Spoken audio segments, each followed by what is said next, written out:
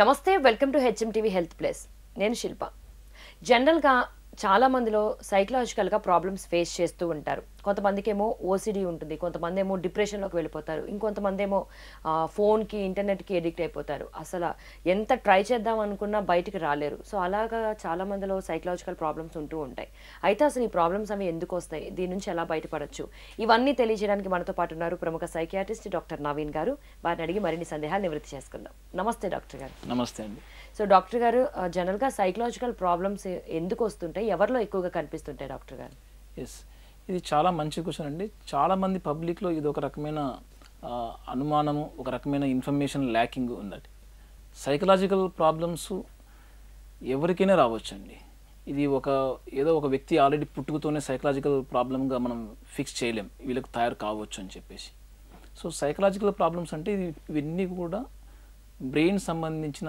ఫంక్షనింగ్లో జరిగిన మార్పుల వల్ల వచ్చే డిజార్డర్స్ అండి సో మనం ఎక్స్పీరియన్స్ అయ్యే ఫీలింగ్స్లో కానీ ఆలోచనలో కానీ ప్రవర్తనలో కానీ కొన్ని మార్పులకు గురవుతారు అవి ఈ మార్పులు వాళ్ళకు ఉపయోగపడకపోగా వాళ్ళ పనితీరును కూడా ఆటంకంగా మారుతుంటుంది వాళ్ళ రిలేషన్షిప్లకు కూడా ఇబ్బందికరంగా మారుతుంటుంది సో దీనివల్ల ఆ వ్యక్తి ఒక రకంగా ఇబ్బందిలో గురి కావడం కానీ లేకుంటే వర్క్ అవుట్పుట్లో తగ్గిపోవడం కానీ ఎప్పుడైతే జరుగుతుందో వీటిని మనం డిజార్డర్స్గా చెప్తాం సో ఒక రకంగా బ్రెయిన్ సంబంధించిన చేంజెస్ ఆ పనితీరులో జరిగిన చేంజెస్ వల్ల ఆలోచనలు ఫీలింగ్స్ ప్రవర్తనలో వచ్చే మార్పులని మనం సైకలాజికల్ ప్రాబ్లమ్స్గా రికగ్నైజ్ చేస్తాం ఇవి చాలా రకాలే ఉంటాయండి మీరు అన్నట్టు ఇందాక ఓసిడి దగ్గర నుంచి కామన్గా ప్రాబ్లమ్స్ సైకలాజికల్ ప్రాబ్లమ్స్ మనం టెన్షన్ జబ్బులు డిప్రెషన్ జబ్బులను మనం చెప్తాం తర్వాత సబ్స్టెన్స్ యూజ్ డిజార్డర్స్ అంటాం అంటే ఆల్కహాల్ టొబాకో డ్రగ్స్ ఇలాంటి వాటితో కూడా సో అడిక్షన్ డిజార్డర్స్ అంటాం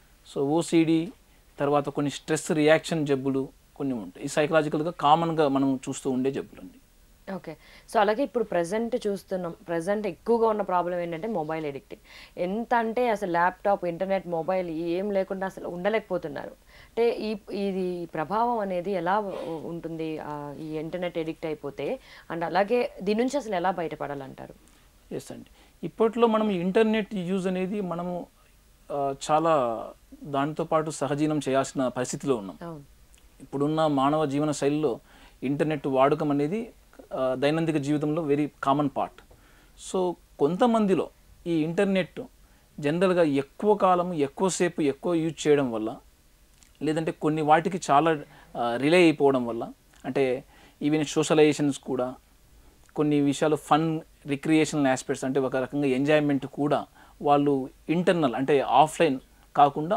ఆన్లైన్ వరల్డ్కి డిపెండ్ అయినప్పుడు ఇవి ఇంటర్నెట్ అనేది చాలా ఎక్కువగా వాడడం జరుగుతుంది సో కొంతమందిలో ఇలా అందరూ వాడిన ప్రతి ఒక్కరు కూడా ఈ అడిక్షన్ డిజార్డర్కి బానిస కారండి కొంతమంది వాళ్ళ బలము బలహీనతలు బట్టి వాళ్ళు యూజ్ చేయడం చేసే విధానము తర్వాత వాళ్ళ పరిస్థితుల విధానము మరీ ముఖ్యంగా చెప్పాలంటే కొంత వాళ్ళ ఏజ్ గ్రూప్ కొందరు ఎక్కువగా అడిక్టివ్ మేనర్గా యూజ్ చేస్తూ ఉంటారు సో ఎప్పుడైతే వాళ్ళ వాడకం వాళ్ళ రియల్ లైఫ్ రెస్పాన్సిబిలిటీ తగ్గిపోతున్నాయి నెగ్లెక్ట్ చేస్తున్నారు కొన్ని రకమైన వాడకపోతే వచ్చే వాళ్ళు ఒక రెస్ట్లెస్నెస్ యాంగ్జైటీకి గురైపోవడము వాళ్ళు వాడుతున్నప్పుడే ఎక్కువగా రిలీఫ్ అండ్ రిలాక్స్గా ఒక ఫన్గా వాళ్ళు ఫీల్ అవ్వడము ఇవి ఒక గుర్తులు మనకు ఇవి అడిక్షన్కు దారి తీస్తున్నాయి మనం దీన్ని డిపెండ్ అయిపోతున్నామని చెప్పడానికి గుర్తులు ఇవి వీటితో పాటు వాళ్ళ ఏదో స్కూల్ పిల్లవాడైతే స్కూల్లో పెర్ఫార్మెన్స్ కానీ లేకుంటే పెద్దవాళ్ళు అయితే కొద్దిగా వాళ్ళ పనితీరులో కానీ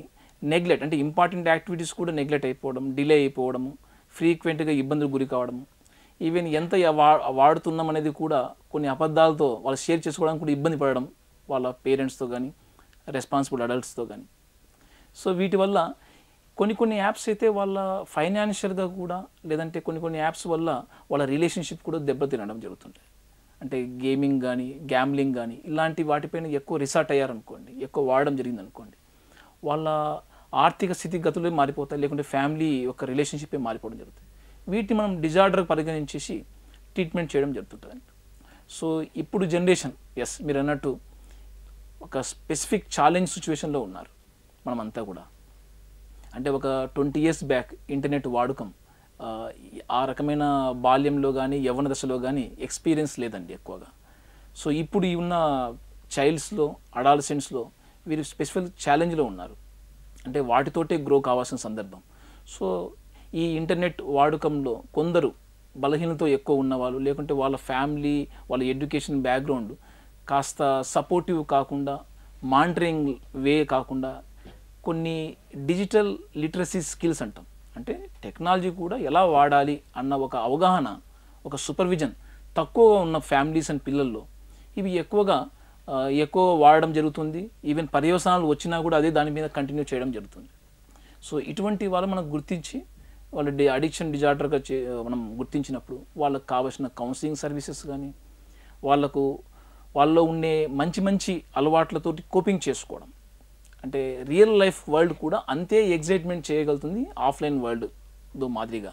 అలా ప్లాన్ చేయించగలిగితే వాళ్ళు especially young vulnerable use peoples ఉంటారో వాళ్ళు దీనికి మళ్ళా ఒక ఇంటర్నెట్ వదిలేసి నార్మల్ స్టడీస్లో కానీ, ఎంజాయ్మెంట్, అడల్ట్ రిలేషన్షిప్లో కానీ వాళ్ళు ఉండడం జరుగుతుంటుందండి. ఓకే. సో అలాగే ఇప్పుడున్న స్టేజ్లో పిల్లలు కూడా చాలామంది కరోనాలో ఇంకా ఎక్కువైపోయిందని చెప్పుకోవచ్చు. గేమింగ్కి బాగా బానిస అయిపోయారు. ఎంతసేపు అంటే బయట వెళ్ళి ఆడుకోవడం కన్నా ఆన్లైన్లో ఆడుకోవడానికి ఇష్టపడుతున్నారు పిల్లలందరూ కూడా. సో ఈ విధంగా ఇలా ప్రతిసారి ఫోన్కి ఎడిక్ట్ అయిపోవడం, గేమ్స్లోనే మునిగి తేలడం వల్ల వాళ్ళ పిల్లల మైండ్ మీద ఎలాంటి ప్రభావం చూపుతుంది? అసలు దాన్ని ఎలా కంట్రోల్ చేయాలంటారు పిల్లల్ని? ఎస్ అండి, మనము మరీ ముఖ్యంగా కోవిడ్ తర్వాత మనకు అది ఒక నెలను, ఒక 2 నెలలు వచ్చిపోలేదు. మనం దాదాపుగా ఒక 2.5 years దాకా మనం బాగా ఒక రకంగా సోషలైజేషన్ కావాలంటే ఒక థ్రెట్ లాగా ఫీల్ అయిపోయాం. సో కాబట్టి మనం డిజిటల్ టెక్నాలజీ పైన ఎక్కువగా రిలే అయిపోయాం. సో ఎస్పెషల్లీ రిస్క్ పాపులేషన్లో మనం చెప్పాలంటే పిల్లలు, యువత, యంగ్ అడల్ట్స్ చెప్పాలంటే, సో వీళ్ళు ఇంటర్నెట్ ఎక్కువగా వాడడం, వాటిలోనే గేమింగ్స్, వీటి యొక్క యాక్టివిటీస్ తోటి ఎక్కువగా అట్రాక్ట్ అయిపోవడం. సో వీరికి సోషలైజేషన్స్ కన్నా చాలా ఈజీ వేగా క్రిటికల్ ఎన్విరాన్మెంట్ కూడా ఉండదు. సొసైటీలో ఉన్నట్టు ఫీడ్బ్యాక్ అంత నెగిటివ్గా రాదు. సో కాబట్టి వీళ్ళు ఎక్కువగా రిసార్ట్ అయిపోయారు. మరీ ముఖ్యంగా కొందరు ఈ యొక్క గేమ్స్ కానీ, ఈ యొక్క ఇంటర్నెట్ యాక్టివిటీస్ కానీ వాడుతూ ఉండడం కొద్దీ వాళ్ళలో నాట్ ఓన్లీ ఎమోషనల్ ఎగ్జైట్మెంట్ కూడా జరిగే గేమ్ ప్లానింగ్ ఉన్నాయనుకోండి, అలాంటి యాప్స్ మనం ఎక్కువగా రిలే అయిపోతారు. యాక్షన్ డిమాండింగ్ ఉండే యాప్స్ ఏదైతే ఉంటాయో అవి కాస్త కంపారిటివ్గా అడిక్షన్ రిస్క్ చేసే ప్రోన్స్ తక్కువ. ఈ ఎమోషన్ అంటే నీ రోల్ రెస్పాన్సిబిలిటీ, సంథింగ్ నేను ఇంత అచీవ్ చేశాను, I'm excited, emotionally I related more. So ఆ గేమ్స్ ఎక్కువగా ఎమోషనల్ డిపెండ్ అయిపోతారు. నేను గ్రేడ్ ఎస్కలేషన్ చేయాలి, లైక్ మనం ఒక ఎడ్యుకేషనల్ కెరియర్లో ఒక చిన్న teacher, tutor, assistant professor, associate professor ఎలాంటి గ్రేడ్స్ ఎలా ఉంటాయో ఈ గేమ్స్లో కూడా వాళ్ళు ఆడుతుండే కొద్దీ వాళ్ళ గేమ్స్ రోల్ రెస్పాన్సిబిలిటీ మారుతూ వచ్చింది. అంటే అక్కడ ఒక రకంగా ఎమోషనల్ డిపెండెంట్ అయిపోతాడు పిల్లవాడు. పైగా మనీ ఇన్వాల్వ్మెంట్ కూడా ఉంటుంది. సో ఇంత స్కోర్ రావడము. సో వాళ్ళు ఏం చేస్తారు, యాప్స్ తయారు చేసిన వాళ్ళు ఇవి కొద్దిగా పర్చేజ్ చేయండి, నీకు ఇంకో ఛాన్స్ ఉంటుంది, 2-3 ఛాన్స్ ఉంటాయి. సో ఎక్స్ట్రా ఆఫర్స్ ఇలా ఉండడం వల్ల ఎక్కువ మంది మనీ కూడా ఇన్వాల్వ్మెంట్ జరుగుతుంది. సో ఈ కోవిడ్ తర్వాత ఒక రకంగా ఫిజికల్ డిస్టెన్స్ వల్ల ఇండివిజువల్ ఇంటర్నల్ వరల్డ్ తోటి అసోసియేషన్ ఎక్కువైపోయింది.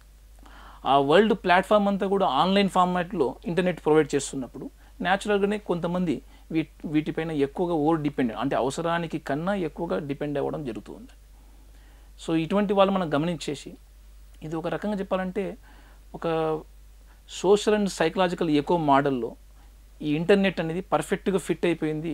కోవిడ్ తర్వాత ఐసోలేటెడ్గా, ఇంట్రావర్టెడ్గా ఉన్న వాళ్ళు ఆ ఫన్ ఎంజాయ్మెంట్ చేయడానికి, సోషల్ యాంగ్జైటీ ఉన్న వాళ్ళు ఈ ఇంటర్నెట్ పైన డిపెండ్ అయిపోయి ఆ సోషలైజేషన్ కంటిన్యూ చేయడము.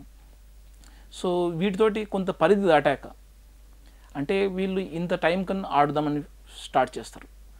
ఆ గేమ్స్ కానీ, ఆ యాక్టివిటీ కానీ, ఇన్స్టాగ్రాము, సోషల్ మీడియా కూడా, ఫేస్బుక్, ఇన్స్టాగ్రామ్స్, టిక్ టాక్స్, వీటిపైన ఒకసారి స్టార్ట్ చేశాక ఆ surfing so continuous it's unending, అంటే ఆల్మోస్ట్ ఆల్ ఎండ్లెస్లా చెప్పాలంటే. సో ఆ సర్ఫింగ్ వెళ్తూ ఉండే కొద్దీ సో నావెల్టీ సీకింగ్ పైన ఎక్కువగా డిపెండ్ అయిపోతాడు. బ్రెయిన్ ఫన్ టాలరెన్స్ లెవెల్స్ పెరిగిపోతాయి. అంటే న్యాచురల్ వరల్డ్ అంత ఫాస్ట్గా స్క్రీన్ పోయినట్టుగా అంత ఫాస్ట్గా వెళ్ళదండి. సో వీటిపైన ఎక్కువ డిపెండ్ అయిపోతాడు. ఇది మోర్ అట్రాక్టివ్. సో దీనివల్ల ఏం చేస్తారంటే ఇంకా సోషలైజేషన్ యాంగ్జైటీ ఉన్న వాళ్ళు కానీ, లేదంటే ఒక రకంగా రియల్ వరల్డ్లో వాళ్ళకున్న ఎమోషనల్ ఎగ్జైట్మెంట్ను చాలా కార్డియల్గా ఎక్స్చేంజ్ చేయని వాళ్ళు ఈ ఆన్లైన్ ఫార్మాట్కి దిగిపోతుంటారు. ఇవి ఎక్కువ యూజ్ అయ్యే కొద్దీ మనకు రియల్ లైఫ్లో ఉండే రెస్పాన్సిబిలిటీస్ అన్నీ నెగ్లెక్ట్ అయిపోతాయి. తర్వాత problems slow by slow recruit అయిపోతూ వస్తాయి. అంటే అకాడమిక్ గ్రేడ్స్ తగ్గిపోతాయి, ఆ పిల్లవాడికి సోషల్గా స్కూల్లో ఐసోలేటెడ్ అయిపోతాడు, మార్జినలైజ్ అయిపోతాడు పిల్లవాడు. ఫ్యామిలీ తోటి ఆ గ్రేడ్స్ ఎక్స్ప్లెయిన్ చేయలేక అడ్జస్ట్మెంట్ ఇష్యూస్ వస్తాయి. ఇక్కడ రిక్రియేషన్ అంతా కూడా డిపెండ్ కావడం వల్ల ఫ్యామిలీ వాళ్ళు కూడా ఇది ఆపినప్పుడు ఆ పిల్లవాడు చేసే ప్రవర్తనలో, అంటే విపరీతంగా సెల్ పగలగొట్టడము, లేకుంటే ఒక రకంగా ప్యాసివ్ అగ్రెషన్ చూపించేసేయడము ఒక్కోసారి. సో వీటితోటి వాళ్ళు కూడా రిసార్ట్ వాడుకొని కొంచెంసేపు వదిలేసేయడం జరుగుతుంది. ఇక్కడ సూపర్విజన్ కూడా కంట్రోల్ చేయడంలో వీళ్ళకి ఇబ్బంది వస్తుంది. సో ఇటువంటి పేరెంట్స్, ఇటువంటి ఫ్యామిలీ ఎన్విరాన్మెంట్, సూపర్విజన్ తక్కువగా ఉన్న వాళ్ళు, సపోర్టివ్గా డిస్కషన్ అండ్ నెగోషియేషన్ తోటి కంట్రోల్ చేయలేని ఫ్యామిలీస్ ఉన్నప్పుడు పిల్లవాళ్ళు ఆ ఇంటర్నెట్ ఓవర్ యూజ్ నుంచి బయటపడడం కష్టమవుతుంది. సో మనం అన్ని ఫ్యాక్టర్స్ తీసుకోవడం జరుగుతుంది మనం అసెస్మెంట్ చేసేటప్పుడు.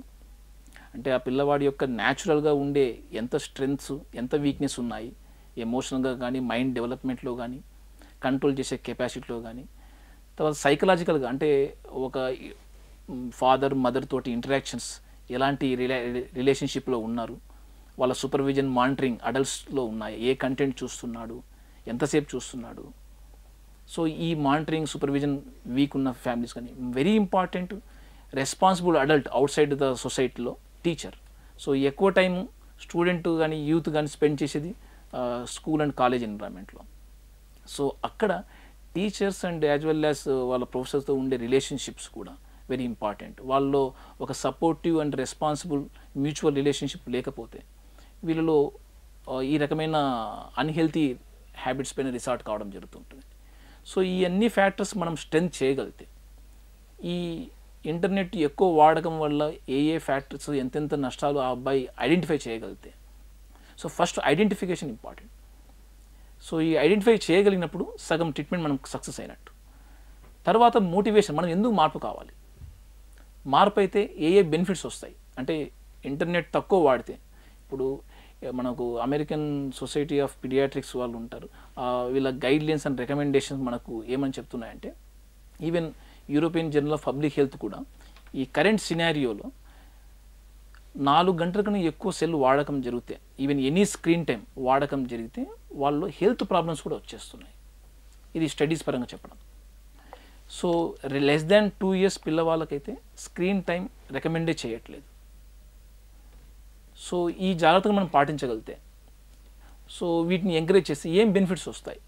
సో తన పర్సనల్గా తన స్కూలాస్టిక్ పెర్ఫార్మెన్స్ పెరగడం వల్ల గ్రేడ్స్ పెరుగుతున్నాయా, రెస్పెక్ట్ పెరుగుతుందా with in the school and college ఎన్విరాన్మెంట్లో, ఫ్యామిలీలో రిలేషన్షిప్స్ కానీ వాళ్ళ యొక్క ఫ్యామిలీ ఫంక్షనింగ్ కానీ పెరుగుతుందా, రిలేషన్షిప్. ఒకసారి ఫర్ ఎగ్జాంపుల్ 1 and 2 చైల్డ్స్ ఉన్న ఫ్యామిలీస్లో ఒక చైల్డ్ ప్రాబ్లమాటిక్ ఇంటర్నెట్ యూస్తో సఫర్ అవుతున్నప్పుడు న్యాచురల్గా మిగతా వాళ్ళ అడల్ట్ రిలేషన్షిప్లో వాళ్ళ రిలేషన్షిప్ కూడా అఫెక్ట్ అవ్వడం జరుగుతుంటుంది.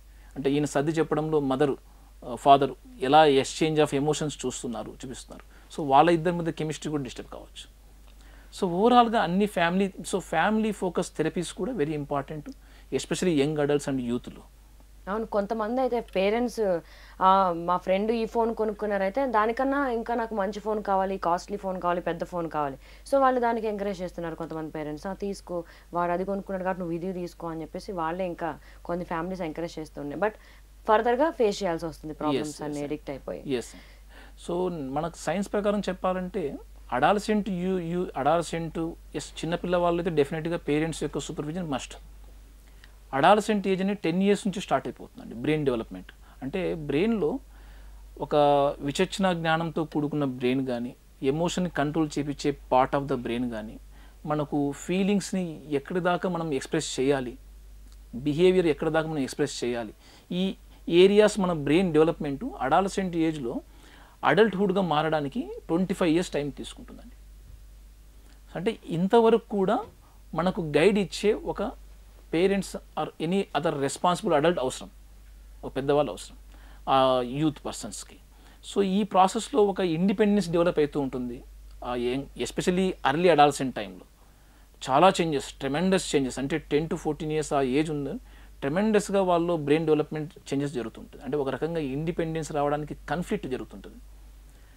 సో అక్కడ మనము ఒక హెల్తీ చాయిస్ మనం ఇవ్వగలిగితే వాళ్ళకు rather than imposing yes do or don't do కాకుండా why I'm telling the don't do ఆ ఎక్స్ప్లెనేషన్ ఇవ్వగలిగితే, సో 1 and 2 times ఎక్స్పెరిమెంట్ చేశాక కూడా ఆ పిల్లవాడు దే కెన్ రియలైజ్ ఒక 1 and 2 ప్రాబ్లమ్స్ వస్తున్నాయన్నప్పుడు రియలైజ్ అయిపోతాం. అప్పుడు వెంటనే వీఆర్ అవైలబుల్ ఉండాలి. పేరెంట్స్ కానీ రెస్పాన్సిబుల్ అడల్ట్స్ కానీ అవైలబుల్ ఉండాలి. ఉన్నప్పుడు ఆ అబ్బాయిలో చేంజ్ చేయడానికి కూడా ఛాన్సెస్ ఎక్కువ ఉంటాయి. ఇలా అడిగిన కొద్దీ మనం సెల్ ఫోన్స్ చేంజ్ చేసుకుంటూ పోతే, వచ్చిన టెక్నాలజీ కొద్దీ చేంజ్ చేసుకుంటే, వాట్ ఈస్ ద ఆ చేంజ్ చేసిన ఫోన్ వల్ల ఆల్రెడీ ఒక ఫోన్, మొబైల్ ఫోన్ రెడీగా మన దగ్గర వాడకంలో ఉంది. ఏదో కొత్త టెక్నాలజీ వచ్చిందని చెప్పేసి మనం వెంటనే ఇంకో ఫోన్ ఆఫర్ చేయడం, డబ్బు ఉండొచ్చు బట్ దీనితోటి ఏ నీడ్ ఆయనకు ఫుల్ఫిల్ అయిపోతుంది. అది మనం కంటెంట్ తెలుసుకొని అది సూపర్వైజ్ చేయగలిగితే దెన్ ఫైన్. తన యొక్క రిసోర్స్ అవైలబిలిటీ తనకు ఈ కెరీర్ డెవలప్మెంట్కి ఉపయోగించగలుగుతాడు. లేదు ఆ రిసోర్స్ ఆ సెల్ ఫోన్, ఐఫోన్ ఏదైతే అడ్వాన్స్ వస్తుందో ఆ వచ్చినట్టు మనకు ఇచ్చేయడం వల్ల దాన్ని ఎలా యూజ్ చేస్తున్నా మనం సూపర్వైజ్ చేయకపోతే ఇంత కాస్ట్ పెట్టి ఇచ్చిన పేరెంట్స్ ఏవైతే ఉంటారో వాళ్ళు తప్పు చేసిన వాళ్ళు అవుతారు. సో అలాగే ఇప్పుడు కొంతమందిలో ఎక్కువగా కనిపిస్తున్న ప్రాబ్లం ఓసిడి. కడిగిందే కడుగుతారు, చేసిందే చేస్తారు. లేకపోతే ఒక పని చేసి వచ్చిన తర్వాత మళ్ళీ అరే నేను ఆ పని కంప్లీట్ చేశానా లేదా అని మళ్ళీ వెనక్కి వెళ్ళి చూసుకుంటారు. లైక్ చిన్న చిన్న ఐటమ్స్ అండి, కీస్ వేయడము, ఇట్లా లైట్ ఆఫ్ చేశానా అని మళ్ళీ వచ్చి చెక్ చేసుకోవడం. సో ఇలా ఓసిడి కింద అంటే ఎందుకు అట్లా జరుగుతుందంటారు అది? అలాగే దీనికి చికిత్స అనేది ఉందంటారా? ఎస్ అండి. ఈ టాపిక్తో చాలామందికి కూడా ఇంపార్టెంట్. చాలామందికి ఇది ఓసిడి అంటేనే కూడా చాలామంది తెలియదు పబ్లిక్కి. దీని ఫుల్ ఫామ్ మా మెడికల్ భాషలో అబ్సెసివ్ కంపల్సివ్ డిజార్డర్ అంట. లక్కీగా ఈ మధ్య సినిమాల్లో కూడా ఈ మధ్య చూపించడం వల్ల కాస్త అవేర్నెస్ పెరిగింది డెఫినెట్గా. ఇది ఒక రకంగా బ్రెయిన్లో సెరోటోనిన్ అనే ఒక కెమికల్ బాగా తగ్గిపోవడం వల్ల వస్తున్న కండిషన్ అండి. అంటే దీనివల్ల ఏమవుతుంది, ఒక రిపీటెడ్గా ఒక వచ్చిన థాటే రిపీటెడ్గా ఎంట్రీ అయిపోతుంటుంది. అది ఆ థాట్ వచ్చిన వెంటనే అదేదో మనకు ఇది అన్నెసరీ థాట్ వదిలేయలేకపోతాడు. దాంతోపాటు ఆ వదిలేయలేకపోవడం ఇబ్బంది వల్ల తెలుస్తుంది అదంతా కూడా కాన్షియస్గా నేను ఆల్రెడీ 1-2 times వాష్ చేసుకున్నాను, లేకుంటే 1-2 times చెక్ చేశాను, బట్ రిపీటెడ్గా ఈ థాట్ మళ్ళీ వచ్చి కాన్షియస్ చేస్తుంది. అంటే తను ఎగ్జైట్మెంట్ చేస్తుంది, అమ్మో చేయకపోతే మరోసారి చెక్ చేసుకుందాం. సో అంటే ఒక ఎగ్జైట్మెంట్ వల్ల ఎమోషన్ యాడ్ అయిపోతుంది. ఇక్కడ సమస్య ఎంత ఏంటంటే రిపీటెడ్గా థాట్ రావడం, అది తనకు తెలుసు ఇది అన్వాంటెడ్, నాకు అవసరం లేదు, అన్నెసరీ అని తెలిసినా కూడా ఒక రకంగా టెన్షన్కి గురైపోతాడు.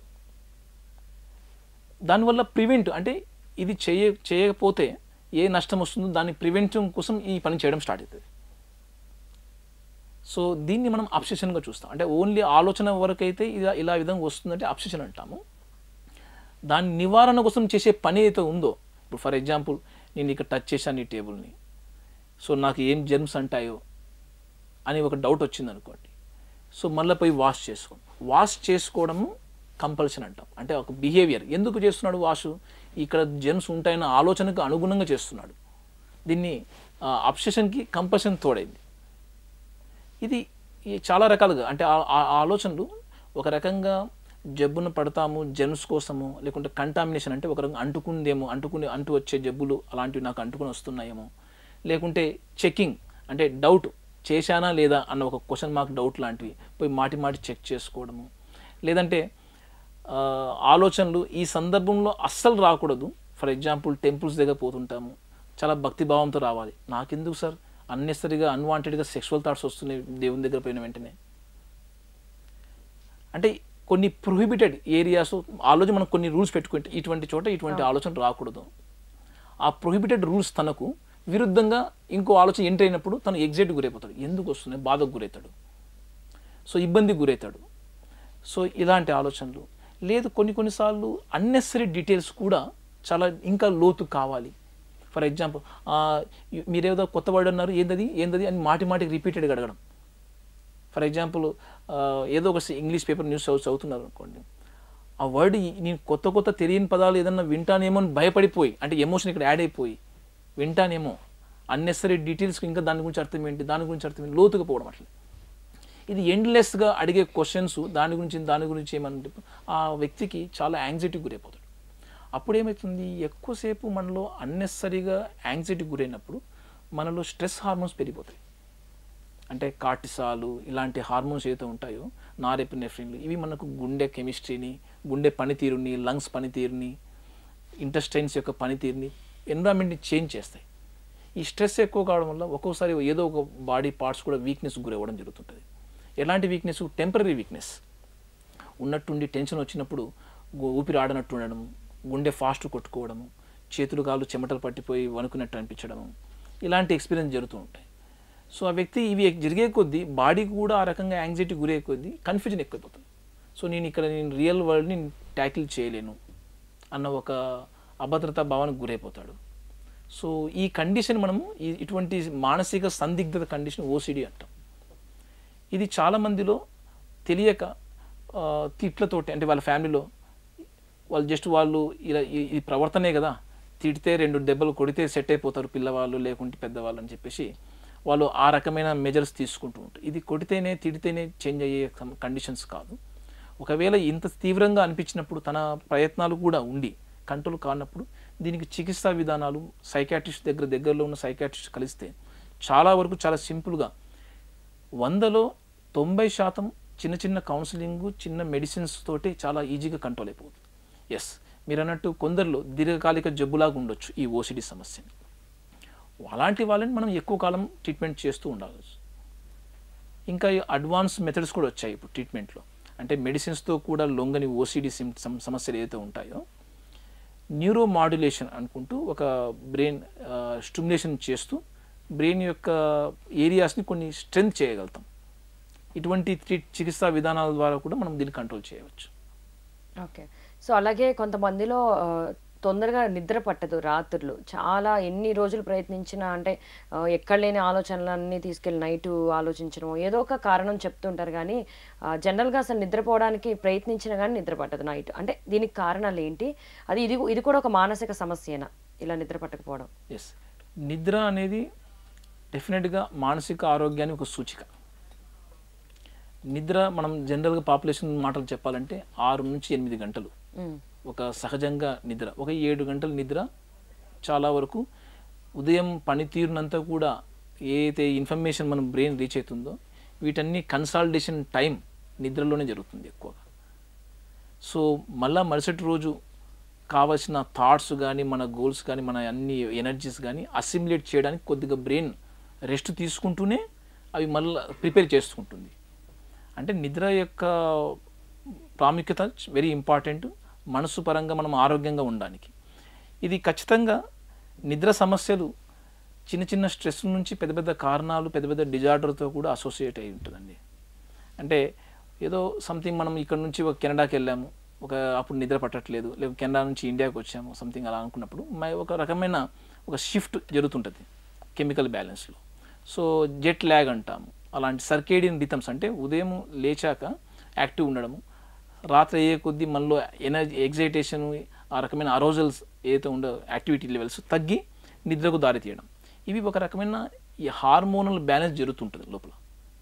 అంటే చెప్పాలంటే సైన్స్ భాషలో చెప్పాలంటే మెలటోనిన్ అండ్ ఒరెక్సిన్, ఈ 2 హార్మోన్స్ ఏవైతే ఉంటాయో ఇవి ఒక బ్యాలెన్సింగ్ చేస్తుంటాయి. ఒరెక్సిన్ ఏమో మన పగటిపూట వెరీ యాక్టివ్గా ఉండడానికి పనిచేస్తుంటుంది. మెలటోనిన్ ఏందో ఒక బై నైట్ టైమ్స్లో సాలిడ్గా నిద్రలోకి ఎంట్రీ కావడానికి పనిచేస్తుంటుంది.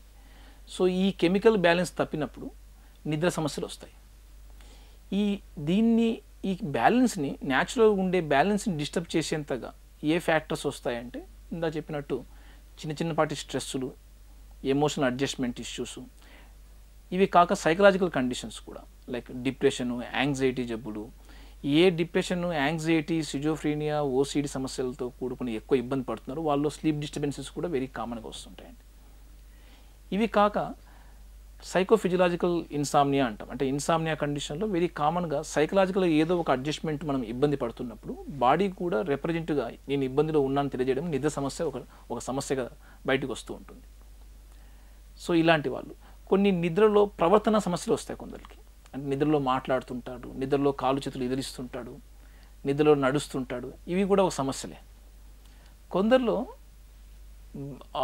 బ్రెయిన్కి ఆక్సిజన్ రీచ్ అయ్యే ప్రాసెస్ అంటే అబ్స్ట్రక్ట్ జరుగుతుంటుంది. అంటే oxygen is also very important. ఇక్కడ ఫ్యాట్ అంటే థ్రోట్ సంబంధించిన లారింగ్స్ ఏరియాస్లో ఫ్యాట్ ఎక్కువగా అక్యుములేట్ అయినప్పుడు, లేకుంటే థైరాయిడ్ కండిషన్స్లో ఉన్నప్పుడు, వీటిలో మనకు లేకుంటే నోస్ కండిషన్స్ కూడా కొన్ని అబ్స్ట్రక్ట్ చేస్తాయి. అబ్స్ట్రక్టివ్ స్లీప్ యాప్నియా అంటాం. అంటే సడన్గా స్లీప్ అనేది ఆక్సిజన్ అందక కొద్దిగా ఇబ్బందికి గురవుతుంటుంది. సో వాటి వల్ల మధ్య మధ్యలో నిద్రలో, గాఢమైన నిద్రలో కూడా లేవడం జరుగుతుంటుంది వాళ్ళు. సో ఈ కండిషన్స్ కూడా నిద్ర సమస్యలుగా మనం గుర్తించవచ్చు. ఎస్, నిద్ర సమస్యలు మనకు అన్ఫార్చునేట్గా చాలా పబ్లిక్లో 100 మందిలో 5 నుంచి 25 మంది దాకా నిద్ర సమస్యలు రిపోర్ట్ చేస్తున్నారు. ఇది ఒక రకమైన ఈ మనం మోడర్నైజ్ వరల్డ్, ఇప్పుడున్న industrialise world, competitive education, competitive job roles, competitive task also. So ఇన్ని మల్టీ టాస్కింగ్లో ఉన్నప్పుడు నిద్ర అనేది చాలా కామన్గా కుచించుకుపోతుంది. ఎస్, నిద్ర యొక్క ఇంపార్టెన్స్ మన అందరి పబ్లిక్ చాలా ఇంపార్టెన్స్గా మనం గుర్తించాలి. పాలసీస్ కానీ, లేకుంటే every physician, every health system సపోర్టివ్గా, ఈవెన్ ఇండస్ట్రీస్ ఆల్సో సపోర్ట్ చేయడం ఇంపార్టెంట్. ఎందుకంటే నిద్రతోనే వర్కర్స్ కూడా వాళ్ళు క్వాలిటీగా పనిచేయగలుగుతారు. ఇది ఒక రకమైన మానసికమైన ఇబ్బంది. మానసికమైన జబ్బులో నిద్ర సమస్యలు కూడా ఒక రకమైన ఇంపార్టెంట్ సమస్యలు. సో అలాగే కొంతమంది నిద్రపోయినప్పుడు కళలు ఎక్కువగా వస్తుంటాయి, కంగారు పడతారు, భయపడతారు, సడన్గా లేస్తారు. సో అంటే ఇట్లా భయపడుతూ కంగారు పడతారు కదా, కంట్రోల్ చేసుకోలేమంటారా దీన్ని? ఎస్ అండి, నిద్రలో కలవరింపులతో నిద్ర లేవడం అన్నది ఒక రకమైన కామన్ కంప్లైంట్స్గా చెప్తుంటారు పేషెంట్లు. కలవరింపులు ఎక్కువ వస్తున్నాయి, భయపడుతూ లేస్తున్నాడు పిల్లవాడు. ఇవి ఒక నైట్ మేర్స్ కానీ నైట్ టెర్రర్స్ అంటాం మామూలుగా. అంటే ఒక రకమైన టెర్రిఫైడ్ ఎక్స్పీరియన్స్ జరుగుతూ, ఒక స్టోరీ లాగా రన్ అవుతూ, హాంటింగ్ ఎక్స్పీరియన్స్ జరుగుతూ నిద్రలో మేరకు వచ్చేస్తే, అప్పుడు హాంటింగ్ టైంలో రియల్ ఎక్స్పీరియన్స్ ఎలా అవుతుందో, బాడీ చెమట పట్టేసి, దడ వచ్చేసి, కన్ఫ్యూజ్ అలా లేచాడు అనుకో, ఆ స్టోరీతో పాటు లేచాడు అనుకో, దాన్ని నైట్ మేర్స్ అంటాం. లేదు, ఆ స్టోరీ ఏం అర్థం కాదు, సడన్గా ఒక్కసారిగా లేచాడు, ఏం అర్థం కాదు, ఏదో సంథింగ్ ఒక డెమోన్ పొసెస్ అయినట్టు భయపడుతూ లేచాడు అని అంటే అన్నాడు అనుకోండి, అది నైట్ టెర్రర్గా మనం ఎక్స్పీరియన్స్ చేస్తాం. ఈ నైట్ మేర్స్, ఈ నైట్ టెర్రర్స్, ఇవి కూడా స్లీప్ డిజార్డర్స్ అండి. అంటే ఇక్కడ ఇందాక నేను చెప్పినట్టు కొన్ని కెమికల్స్, ఒరెక్సిన్స్, అస్టైల్ కొలిన్, నారెపినెఫ్రిన్, మెలటోనిన్, ఈ యొక్క కాంబినేషన్ ఒక రిథమ్స్ ఉంటాయండి. ఇవి అన్నెసరీగా కొన్ని కెమికల్స్ తగ్గిపోయినప్పుడు, అవి ఎంత తగ్గుతున్నాయి, ఆ వ్యక్తి యొక్క అడ్జస్ట్మెంట్ స్ట్రెస్లు ఏమైనా ఉన్నాయా, ప్రిడామినెంట్గా ఎస్పెషల్లీ చైల్డ్హుడ్ అడాల్సెంట్లో ఆ రకంగా లేచి ఇబ్బంది పడుతున్నాడు అంటే కానీ డెఫినెట్గా వాళ్ళ సైకలాజికల్ ఇష్యూస్తో అఫెక్ట్ అవుతున్నట్టు. వాటి మనం అడ్రస్ చేయగలిగితే డెఫినెట్గా కౌన్సిలింగ్ తోటి వాళ్ళని ట్రీట్మెంట్ చేయవచ్చు. లేదు, అడల్ట్స్ ఏ రకమైన ఇబ్బంది లేదు, న్యాచురల్గానే వస్తున్నాయి, అది ఏమన్నా సైకలాజికల్ డిజార్డర్ గుర్తుల సూచికల లేదు అంటే కన్నా వాటి ఇంకా మనం రిలాక్సింగ్ యాక్టివిటీ అంటే స్లీప్ డెన్సిటీ బాగా పెరగడానికి స్లీప్ హైజీన్ మెయింటైన్ చేయలేకపోతున్నారా, అంటే పగులంతా కూడా ఆలోచనలు, స్ట్రెస్సులతో రేపటి ఏం చేయాలి అన్న ఆలోచనతోటి బిజీ మైండ్ తోటి పడుకుంటున్నాడు అంటే ఎండ్ ఆఫ్ ద డే ఆ స్లీప్ని ఒక హైజీన్గా తీసుకోవట్లేదు. డస్ట్బిన్ లాగా ఆలోచనలు బ్రెయిన్లో పెట్టేసుకొని అన్నీ వేసేసుకుని మళ్ళీ రేపటికి ఏం చేయాలన్న ఒక థాట్స్ తోటి బిజీగా పడుకున్నప్పుడు అవి నిద్ర క్వాలిటీని దెబ్బతీస్తాయి. సో న్యాచురల్గా ఒక టెరిఫైడ్ కంటెంట్ తోటి మళ్ళీ నిద్రలో మేలుకోవడం జరుగుతుంటుంది. ఓకే. సో ఈ డ్రీమ్స్ కానీ, ఈ నైట్ మేర్స్ కానీ, ఇవి ఒక రకమైన గుర్తులు మనకు సంథింగ్ మన ఫిజియలాజికల్ హెల్త్ కొద్దిగా చేంజ్ అవుతున్నాయి, దాంతో సైకలాజికల్ హెల్త్ కూడా చేంజెస్ మనకు గుర్తిస్తాయి. ఇవి మనం కౌన్సిలింగ్, మెడిసిన్స్ తోటి నిద్ర షార్ట్ పీరియడ్ ఆఫ్ మెడికేషన్, నిద్ర మాత్రల విషయంలో కూడా చాలా జాగ్రత్తగా వ్యవహరించాలి. డాక్టర్ సలహా ప్రకారమే నిద్ర మాత్రలు కూడా కరెక్ట్గా వాడితే అవి అమృతం. డాక్టర్ సలహా లేనిది సొంతంగా నిద్ర మాత్రలని ఒక రెమెడీ లాగా వాడేసుకుంటున్నారు అనుకోండి, కొంతమందిలో ఆ సమస్యలు కూడా చూస్తున్నాం. నిద్ర కోసం ఫస్ట్ స్టార్టింగ్లో ఇబ్బంది అని స్టార్ట్ చేసిన సార్ మెడిసిన్స్, అవి తర్వాత రాను నాకు అది లేకపోతే ఒక అడిక్షన్ లాగా, అంటే ప్రిస్క్రైబ్ చేసిన క్వాంటిటీ 1-2 ట్యాబ్లెట్స్ ఏదో ఉండొచ్చు, సంథింగ్ ఎంజీస్లో ఉండే, రాను తను 40 times 50 times ఎక్కువగా తీసుకోవడం జరుగుతున్నప్పుడు ఇది చాలా రాంగ్ గైడెన్స్తో వెళ్ళినట్టే. సో డాక్టర్ సలహాలు మస్ట్ అండ్ షుడ్ నిద్ర విషయంలో, నిద్ర యొక్క ట్రీట్మెంట్ విషయంలో. ఇవి నైట్ మేర్స్, నైట్ టెర్రర్స్, ఇవన్నీ కూడా ప్రాపర్గా అండర్లైన్ కాజెస్ని అడ్రస్ చేయగలిగితే ఈజీగా దీన్ని రికవర్ చేయొచ్చండి. Okay, right. Thank you doctor Naveen గారు. సో చాలా మందిలో ఈ సైకలాజికల్గా ప్రాబ్లమ్స్ వస్తూ ఉంటాయి. సో దాని నుంచి ఎలా బయటపడాలనేది కూడా చాలా క్లియర్గా చెప్పారు. Thank you so much. నమస్తే, థ్యాంక్ యూ. ఇది వాళ్ళ special programme. Keep watching HM TV health plus, 24 గంటల ఆరోగ్య సంజీవిని.